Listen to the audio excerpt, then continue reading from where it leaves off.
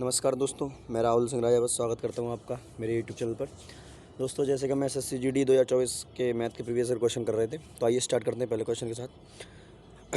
चलो देखो, इसको सोल्व करना है। तो 9 में से 11 8, 7 दूनी 14, 14 और 8 कितना होता है 22। यहाँ से आ गया 1 प्लस 24 9 में 9 चौक 36 और 1 37। लास्ट यूनिट डिजिट 7 आएगा, खत्म सवाल। ठीक है, जोड़ना नहीं है पूरा, ये मैंने यहाँ से कर लिया 4 9 36 और यहाँ से 1 बचा, तो 6 में 1 जोड़ूंगा तो 7 आएगा। मेरा आंसर खत्म हो गया। बोला कि दो भाइयों की वर्तमान आयु का अनुपात कितना है? 11:13 है।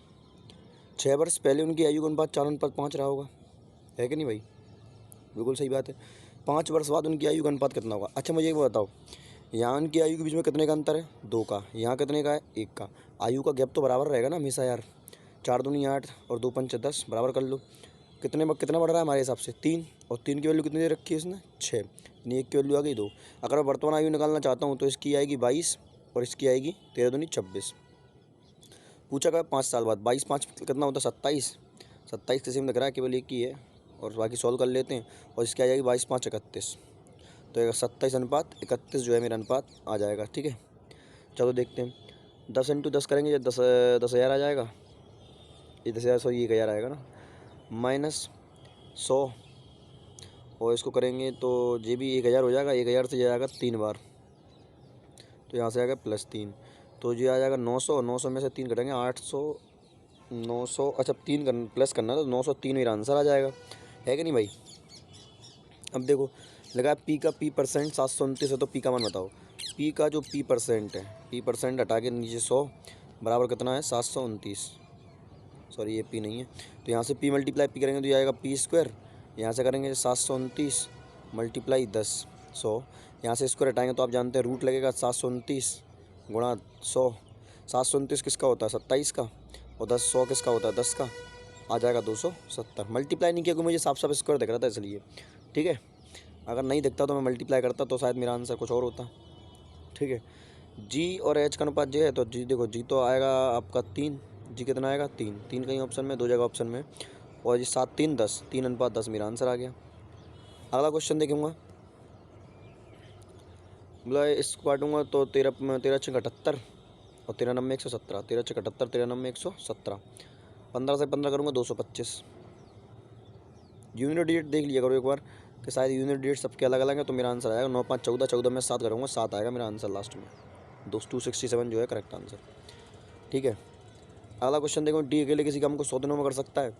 पूरा कर सकता है। अच्छा, डी अकेले काम का आधा भाग 100 दिनों में कर सकता है, तो डी पूरा काम कितने दिनों में करेगा? 200। 200 दिन लगेंगे, तो मैं मान लेता हूँ कि डी क्षमता 1 है, तो 200 दिन में 200 काम करेगा। ठीक है, तो 47 दिन में कितना काम करेगा? तो भैया एक क्षमता से 47 दिन में 47 काम करेगा। काम कितना है? 200। प्रतिशत पूछा है, गुणा 100 कर दो। 100 से जो गया 200 और यह गया कितना? 46 23 होता है, आधा 23.5 होगा मेरा आंसर। ठीक है कि नहीं? आगे देखो, अगला क्वेश्चन है। एक समलंब चतुर्भुज की भुजाएं 15 सेंटीमीटर 16 सेंटीमीटर, इसका क्षेत्रफल इतना दे रखा है। समलंब चतुर्भुज की भुजाओं की बीच की दूरी बताओ।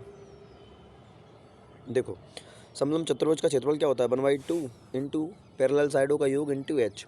तो देखो, क्षेत्रफल दे रखा है 961 बराबर 1/2 पैरेलल भुजाओं का योग कितना है? 15 और 6 31 और गुणा हाइट निकालनी है। 31 से काटूंगा 31 बार, और 31 इंटू 2 62। आंसर मेरा आ गया 62। अगला क्वेश्चन देखेंगे। 5 क्रमागत संख्याओं का औसत 19 है। अगर 19 5 क्रमागत संख्याएं हैं तो एक बात समझो, और क्रमागत है तो यहाँ 2 रही होंगी और यहाँ 2 रही होंगी। पूछा गया सबसे बड़ी संख्या क्या है? 19 20 और 21। आंसर कितना आ जाएगा? 21।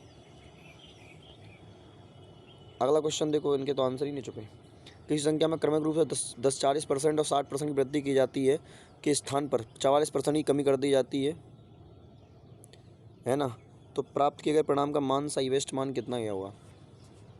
वेस्ट मान का कितना होगा? अच्छा, देखो हुआ क्या है कि मान के चलो किसी संख्या में वृद्धि करनी थी, तो 60 और 4 240 वृद्धि होती। कितनी होती? कितने की? देखो 60 की वृद्धि होती। क्या कर रहा हूँ मैं? देखो, 5 से होती संख्या 2 की वृद्धि 7। 60 से होती संख्या कितनी? 5 से वृद्धि कितने की? 3 8 की। यानी अगर संख्या 25 होती, संख्या होती 70 56, यानी कितनी की वृद्धि हो रही है? मतलब वृद्धि के स्तर में 44% की कमी कर दी, तो जो है परिणाम मान सही वेस्ट मान का कितना परसेंट है? अब देखो, अब क्या कर रहे हैं? कमी कर रहे हैं। कितने कर रहे हैं? कमी 44% की। 100 पे 44 के परसेंट मतलब 56 रहेगी संख्या।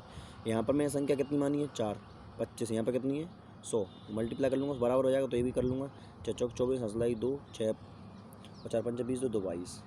ये जो अभिष्ट मान है इसका कितना परसेंटेज निकालना है, तो 56 का 224 कितना परसेंट है, 56 224 का कितना परसेंट है ना।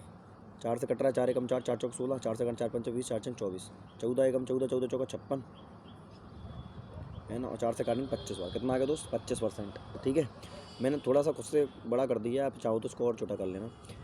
इसको काटेंगे तो 17 बार 17 पंचे 85 होता है, 1700 जाएगा, माइनस 24 पंचे 120। वैसे यूनिट डेट अलग अलग है, अगर देखो ये 7 जीरो आएगा, 6 चौका 24, 4 ये और 3 दूनी 6, तो -8 आना चाहिए यूनिट डेट। 8 2 में का है, इसका सॉल्व ही करना पड़ेगा। 24 पंचे 120, 24 छः 144 होता है। ठीक है, और जो कितना है, 3 दूनी 6, 3 दूनी 6 और 3 एकम 3, ये माइनस करना है, 2 जगह माइनस है ना, नहीं इसको प्लस करना है। इसको करेंगे तो जाएगा 1844, कितना जाएगा 1844, और माइनस करना है क्या 366।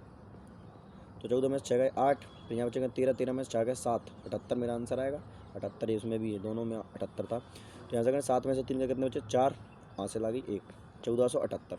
ठीक है, अगला संख्या देखेंगे। अगला क्वेश्चन क्या है, एक शर्ट का मूल्य 1200 रुपये अंकित किया जाता है और 15% छूट दी जाती है, शर्ट का विक्रय मूल्य कितना है। तो 1200 की चीज़ है, 15% की छूट देगी, कितने की बेचेंगे, 15 45 3 यानी 17 की बेचेंगे, कितने पे 20 पे। 0 से काटेंगे 0 बार 60 गया है ना, 0 6 7 42, लास्ट में 2 आना चाहिए, लास्ट में 2 एक ही में 1 गया मेरा, 1220 मेरा आंसर आ गया। ठीक है, और वैसे भी ऑप्शन करते इनको करना भी नहीं चाहिए था, वैसे यही मेरा आंसर था, क्योंकि 1200 से कम ही की जाएगी छूट देगी, सारे ऑप्शन 1200 से बड़े थे, सॉल्व करने की जरूरत ही नहीं थी अभी। मानव प्रारंभ ए से प्रारंभ करता है, 29 घंटे में बी पर पहुंचता है, 2/9 दूरी 9 किलोमीटर चाल से और शेष दूरी 12 किलोमीटर चाल से तय करता है, ए बी के बीच की दूरी कितनी है।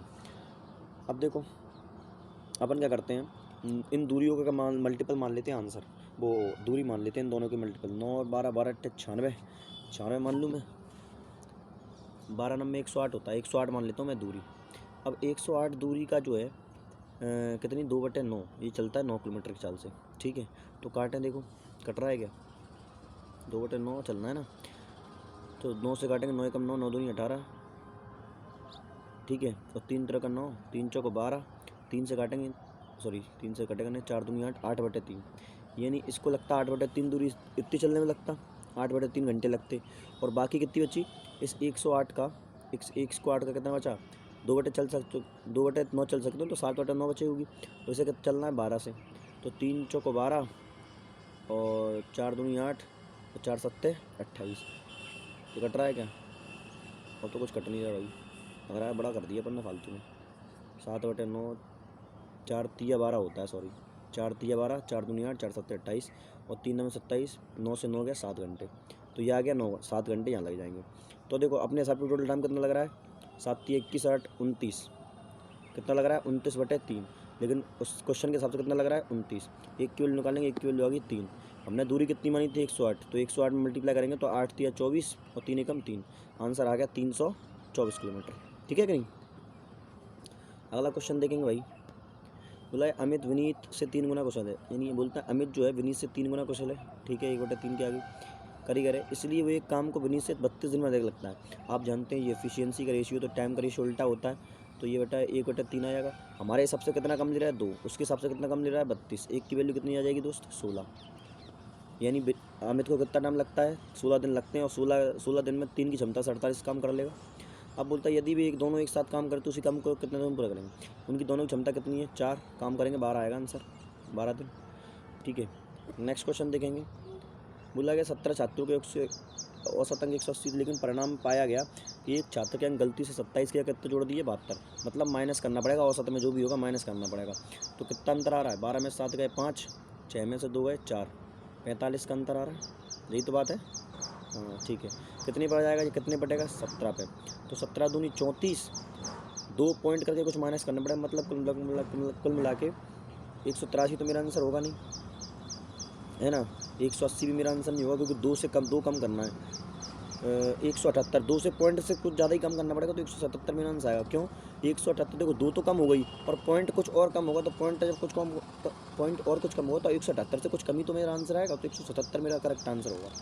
ठीक है कि नहीं भाई, आई होप आपको समझ में आ गया होगा यार, सिंपल क्वेश्चन था। अगला क्वेश्चन क्या है कि एक आदमी 1 रुपये में 15 आम खरीदता है, कितने आम बेचे के 25% की हानि हो जाए। कितने की हानि करनी है भाई? 25% की, मतलब 4 की चीज़ कितने बेची रही है? 3 की। अब बचाओ, पहले 3 कितने खरीदा था? 15, 1 की वैल्यू 5, 5 को 20%, 20 वैल्यू, आंसर आ गया 20। ठीक है, इतना सिंपल क्वेश्चन है यार, ख़त्म करो। तो यार 2 वर्षों में कोई 10,000 रुपये की धनराशि चक्रवृद्धि ब्याज के और साधारण ब्याज के बीच का अंतर कितना है? 2401 है। तो वार्षिक ब्याज दर निकालो। देखो बहुत ध्यान से समझना इस क्वेश्चन को। जैसे मेरी बात को समझना, आपको क्या करना है कि साधारण ब्याज और उनके बीच के अंतर कितना है? 2401 है। वार्षिक ब्याज की दर ज्ञात करो। देखो दोस्तों यहाँ पे एक फॉर्मूले का काम लेंगे। जैसे आप जानते हैं 2 साल के चक्रवृद्धि और साधारण ब्याज के बीच का जो अंतर होता है वो होता है P इंटू क्या होता है? P इंटू R अपॉन 100 का होल स्क्वायर। क्या होता है? P इंटू अपॉन R 100 का क्या होता है दोस्त? होल स्क्वायर होता है। ये फॉर्मूला है आपका, बस यहाँ रख दो, वैल्यू आ जाएगी। तो अंतर कितना आएगा? 2401। अंतर है 2401 का, बराबर मूल धन कितना है भैया आपका? 1 2 3 3 6 जीरो लगे हैं। ठीक है, यहाँ से करेंगे R स्क्वायर और यहाँ आ जाएगा 2 4 जीरो यहाँ आ जाएंगे, है कि नहीं भाई? तो 4 जीरो से तो 1 2 3 4 जीरो ये ख़त्म हो गए। ठीक है, अब देखो यहाँ से R स्क्वायर की वैल्यू निकालनी है, तो ये 100 यहाँ आएगा। अब बताओ ये किसका स्क्वायर होता है? आप बोलोगे सर 49 का 2400, क्योंकि यहाँ से रूट चढ़ेगा ना इसके ऊपर, और ये किसका आएगा? 10 का। यहाँ डिवाइड करेंगे तो आएगा 4.9। कितना आ जाएगा? 4.9%। ठीक है ना दोस्त। अगला क्वेश्चन देखेंगे भाई। बोला है कि एक आदमी एक कप को 1792 रुपये में बेचकर 12% का लाभ कमाता है। यदि वो इसे 1772 में बेचता तो हानि प्रतिशत बताओ। अब देखो 1792 में बेचता तो 12% का हानि 12% का लाभ कमाता। लाभ मतलब होता है 4/3 28 की वैल्यू, यानी 1792 ये दे रखी है 28 की वैल्यू, कितने की? 28 की। अब गुणा निकाल लो 25, तो ये आ जाएगा CP, और इसका रेशियो निकाल लो 1472 से। ठीक है ना, क्योंकि हानि होनी है। तो 4 7 28, 4 से काटूंगा 4 चौको 16, 1 बचेंगे, कितना हो गया? 19, 4 चौको 16, 3 बचे 4 8 32। ठीक है, 7 से काटूंगा, 7 से कट रहा है, 7 6 42, 7 चौक 28 कट रहा है। 8 से देखो 8 45 कट रहा है, ये 8 8 64 होता है भाई। 8 8 एकम 8, कितना बचा? 6 8 8 64, कितने बचे? 3 8 चौक 32। ठीक, ऊपर बच गया 8 इंटू 25, यही बचा 25 8 कितना होता है? 200, ये बचा 184। कितने की हानि हो रही है? 14 की। कितने पर? 200 पर, गुणा 100। ठीक है, 100 से 2 7% मेरा आंसर आना चाहिए यार। 7% तो आंसर ही नहीं है। और कुछ बच रहा था क्या? 25 8 200, 184।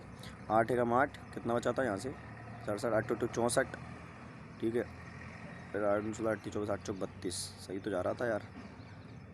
16 की हानि है, सॉरी 16 की है। 16 नहीं 8%, कितना आ जाएगा? 16 से 8% होगा। क्या कर रहे हैं यार, फालतू में टाइम बढ़ गया आजकल। किसी धनराशि पर साधारण ब्याज उस धनराशि का 81/100 है। वर्षों की संख्या ब्याज दर के बराबर है। वार्षिक ब्याज दर निकालो।